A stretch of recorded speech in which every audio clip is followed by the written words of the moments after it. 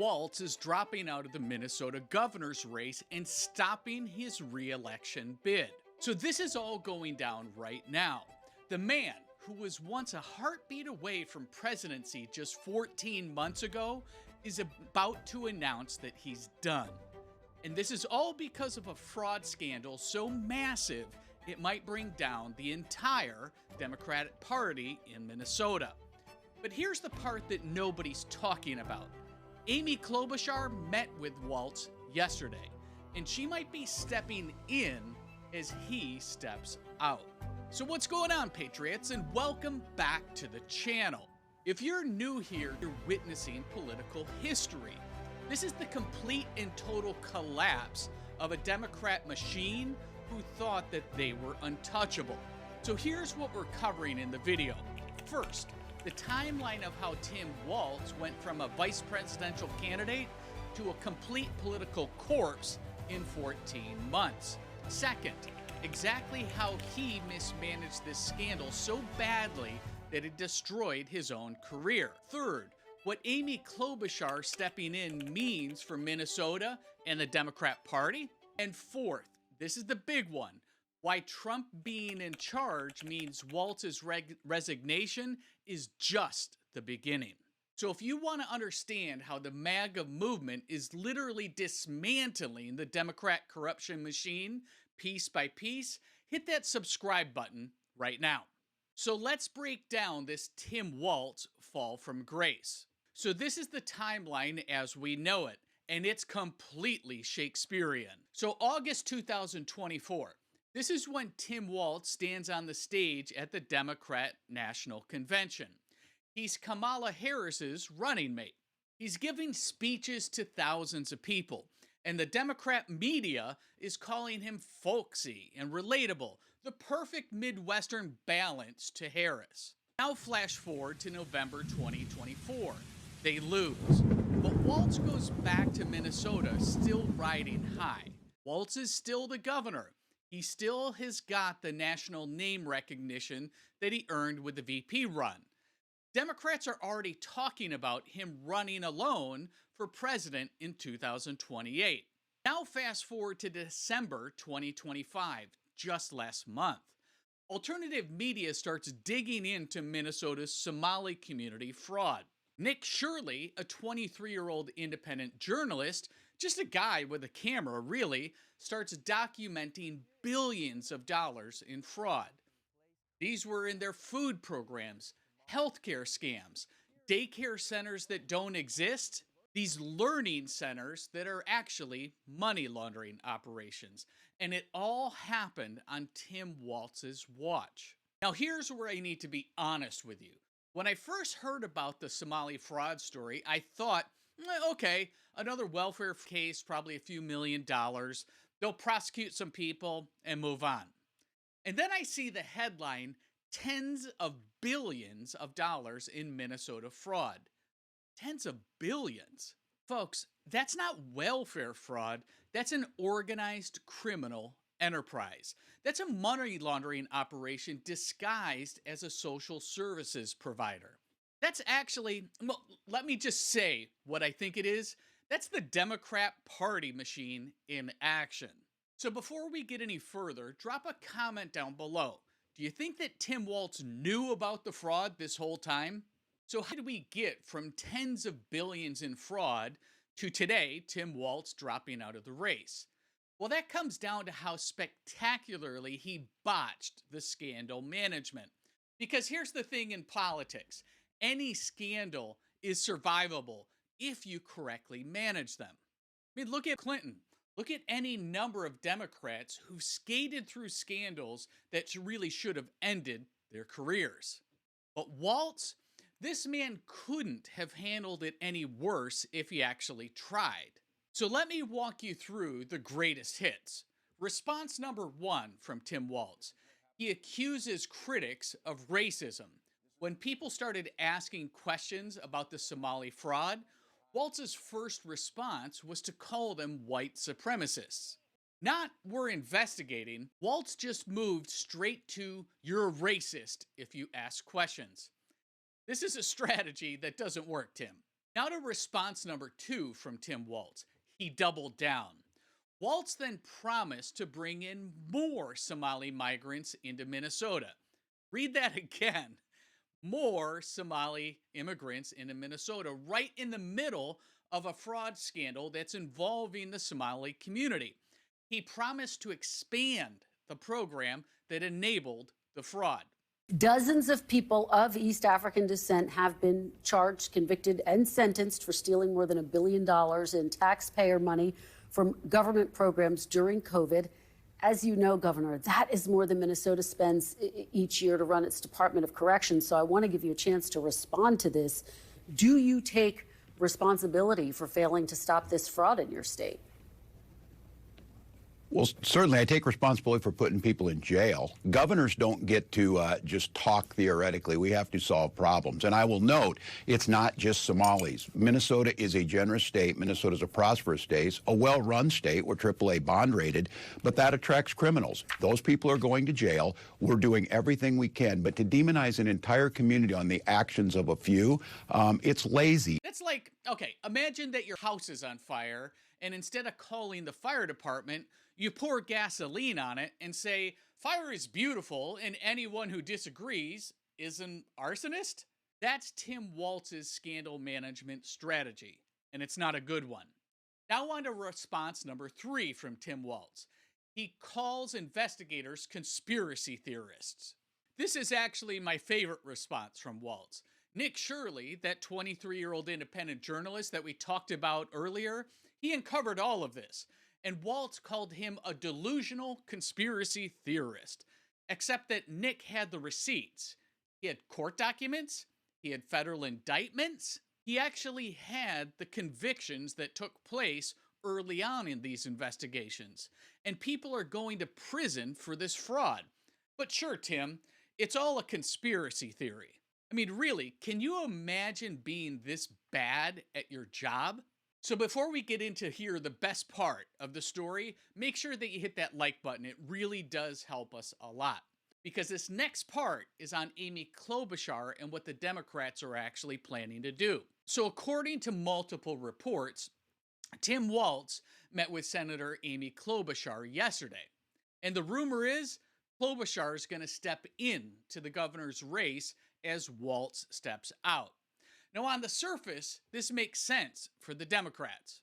I mean, after all, Klobuchar is a known quantity. She's been a senator for Minnesota since 2007, and she's actually survived multiple election cycles. And remember, she ran for president in 2020. I mean, she didn't get that far, but she actually did run. And from the Democrat Party's perspective, she's a safe replacement. But here's what they're not considering. Klobuchar's been in Minnesota politics this entire time that the fraud was actually happening. She's been the senator while Somali fraudsters were stealing tens of billions of dollars. She's been representing Minnesota while these learning centers were operating as fronts for money laundering. So the question now pivots from Walz to Klobuchar. Did she know anything about this fraud? And if she didn't know, if nobody in Minnesota Democrat leadership knew about the billions in fraud that's happening right under their noses, then what does that say about their competence? You see the trap that they're walking into? Either they knew and covered it up, or they're so incompetent they didn't notice billions of dollars vanishing from their bank accounts. So pick your poison, Democrats. Remember, this is what I've been telling you about Minnesota for months. I did a whole breakdown about Minnesota fraud and its ties to Ilhan Omar and the Democrat machine. I showed you the receipts actually on this video, the $110 million scandal. So this isn't new. This has been building. And Klobuchar stepping in right now actually doesn't fix anything. It just changes the name on the door while the same corruption machine keeps on running. So again, let's hit the pause button. Tell me in the comments, do you think that Klobuchar knew about this fraud? But here's where the story really gets interesting. And this is why Walz dropping out is just the beginning and not the end. Donald Trump is president now. And Trump is not the kind of guy who lets a massive criminal conspiracy just slide because the head guy resigned. I mean, think about it. We're talking about tens of billions of dollars in taxpayer money, all with federal programs, Medicare fraud, food assistance fraud, daycare fraud. This isn't just state crime.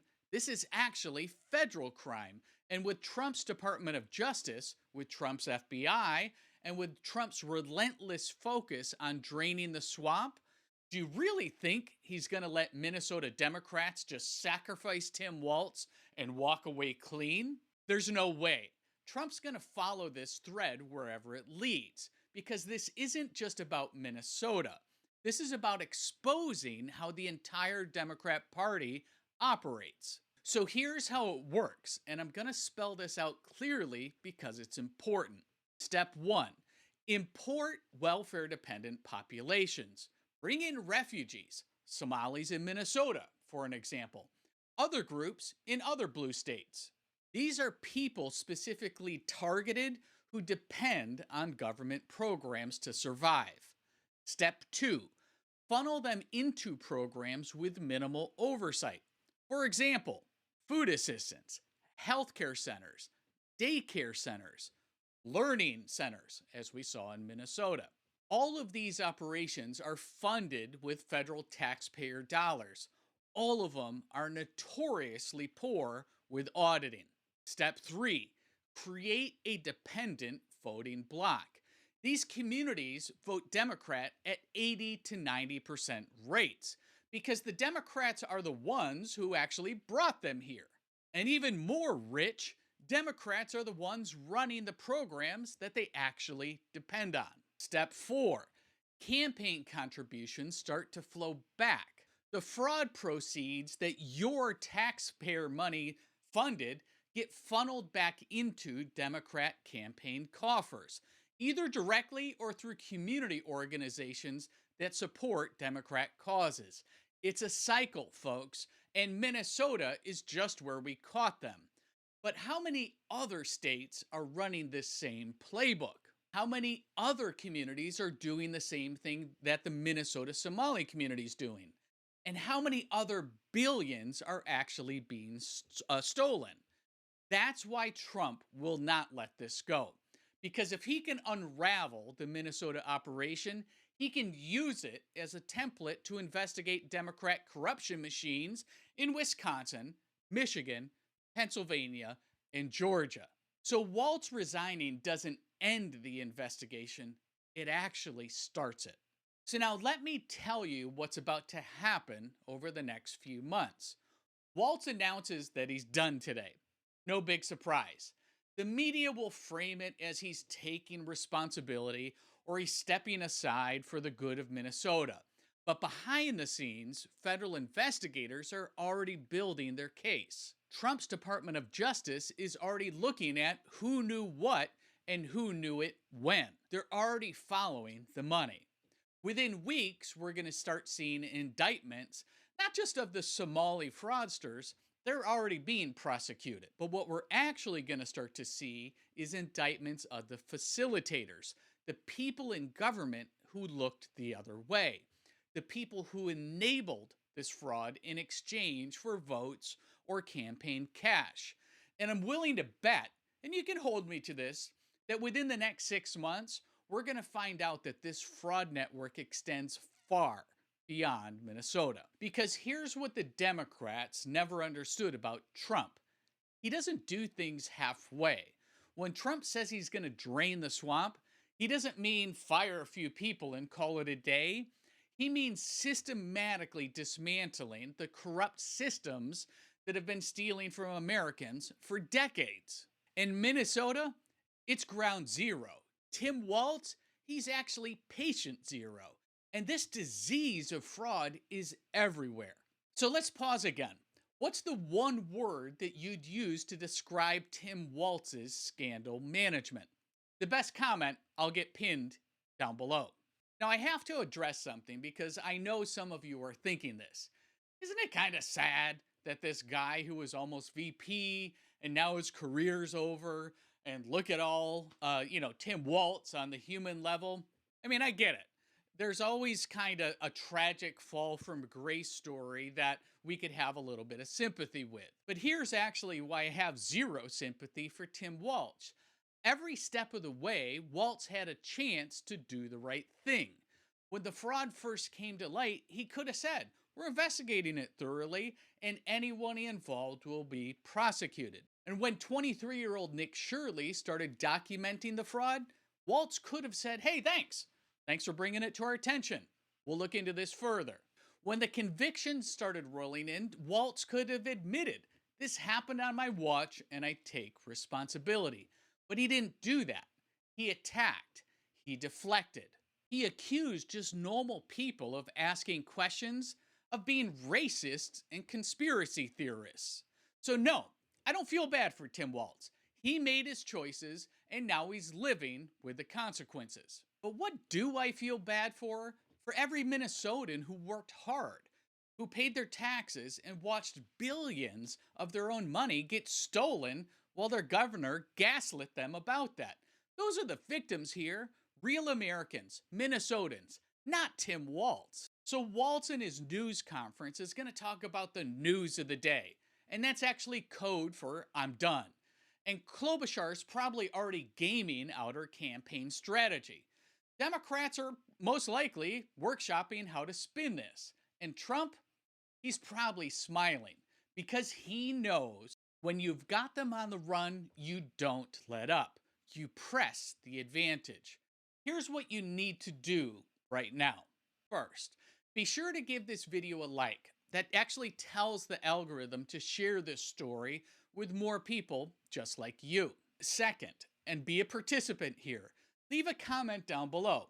Do you think Walz knew or was Walz ignorant? And do you think the Minnesota Democrats knew about the fraud or were they just ignorant? It's a simple question. Just let me know below. And third, subscribe and hit that notification bell so that you can get notifications when we publish more America First news that you have to know. And fourth, share this video. Share it with anyone who still thinks Democrats care about taxpayers. Share it with anyone who thinks that the justice system protects the powerful.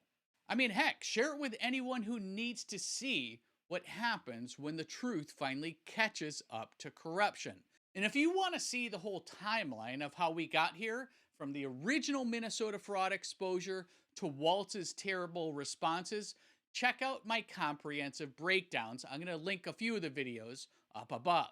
I've got all the receipts, I've got all the court documents, I've got everything you need to understand this story. So look, here's the bottom line.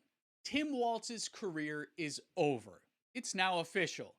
But this isn't the end of the story. This is actually the beginning of justice. Because with Trump in charge, there's no more looking the other way. There's no more sacrificing one guy and protecting the system. There's no more business as usual because Trump's going to follow the fraud case wherever it leads. And if it leads to the DNC, good. If it leads to other governors, good. And if it leads to other federal officials, fine by me. The American people deserve to know who's been stealing from them. We deserve to know how deep this corruption goes. And we deserve ultimately to see everybody who's involved in this fraud held accountable. And do you know what actually gives me a little bit of hope? It's actually happening. A year ago, the Minnesota fraud scandal would have been buried by the media. Tim Walz would have survived and the system would have protected him. But alternate media actually exposed it. Independent journalists documented it. And people just like you shared these stories and got the national conversation to demand accountability. So now, the guy who was almost vice president is dropping out in disgrace. That's the power of the truth. That's the power of the MAGA movement. And that's what happens when patriots, just like you and me, refuse to let corruption slide. So watch, today the Democrats are going to try to spin this. But remember, this is just the beginning. The real investigation actually starts right now. So God bless America, and God bless those of all of us who are seeking and wanting the truth. So stay strong out there, patriots. Justice is coming. Okay, let's go.